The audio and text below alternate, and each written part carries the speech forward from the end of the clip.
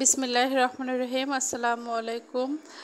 দুইটা বাচ্চাকে নিয়ে স্কুলে যেয়ে আবার এসে আমার মনে হয় 5 বার 6 বার আপ ডাউন করতে হয়।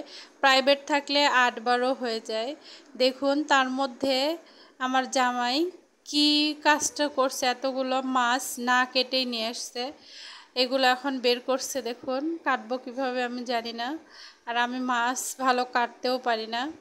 এই যে বের করছে আর আমি ভিডিও করছি, কথা বলছে কিন্তু বক বক করছে যে না কাটলে রেখে দাও।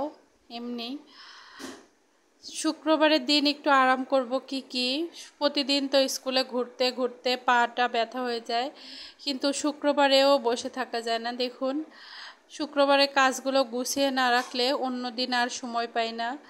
এই যে শুকনো মরিচ নিয়ে আসছে, মরিচগুলো আমি ভেজে ভালো করে আধা ভাঙা করে রাখবো। যখনই ভর্তা বানাবো তখনই এটা আমার কাজে লাগবে, তাহলে আর ভর্তা বানানোর সময় আলাদাভাবে আমার মরিচটা আর ভাজতে হবে না। এই যে বুটা ছাড়াচ্ছি, ছাড়াতে ছাড়াতে মরিচগুলো মচমচা হয়ে যাবে। মরিচগুলো মচমচা হয়ে গেলে আমি এটাকে রেখে দিব একটু সময়ের জন্য, আর একটু পুরো পুরো করব, করে আমি এগুলো ব্লেন্ডারে আধা ভাঙা করে নিব। এর সঙ্গে আবার জিরা গুঁড়া শেষ হয়ে গেছে, দেখুন জিরাও টেলে নিয়েছি ভালো করে, এটা মচমচা আছে। এখন এগুলোকে ব্লেন্ডারে দিয়ে গুঁড়ো করে নিব। এই যে গুঁড়ো করে নিয়েছি, আমার এটা 10-15 দিনের মতো চলে যাবে। 10-15 দিন একটু আরামে থাকা যাবে।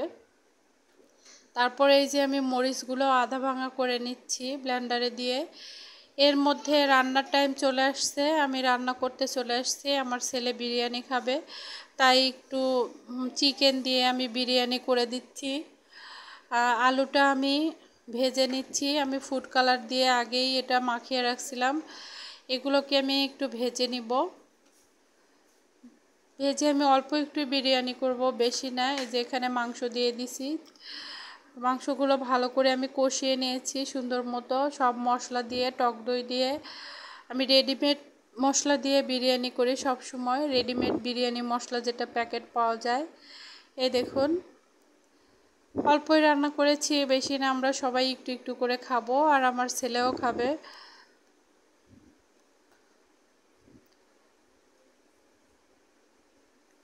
দেখুন আমার রান্নাটা হয়ে গেছে, এই যে এমন হয়েছে। সঙ্গে আবার আমার জামাইয়ের পছন্দ হচ্ছে পায়েস, সেটাও আমি রান্না করে নিলাম। তারপরে আবার বের হয়েছি এই যে প্রাইভেটে যাওয়ার জন্য। দেখুন নদীর ঘাটে চলে আসছি। এটা হচ্ছে আমার হাজব্যান্ডের অফিসের ঘাট। এটা শুধু অফিসের লোকরাই এই ট্রলার ব্যবহার করে। আজ এই পর্যন্তই, আল্লাহ হাফেজ।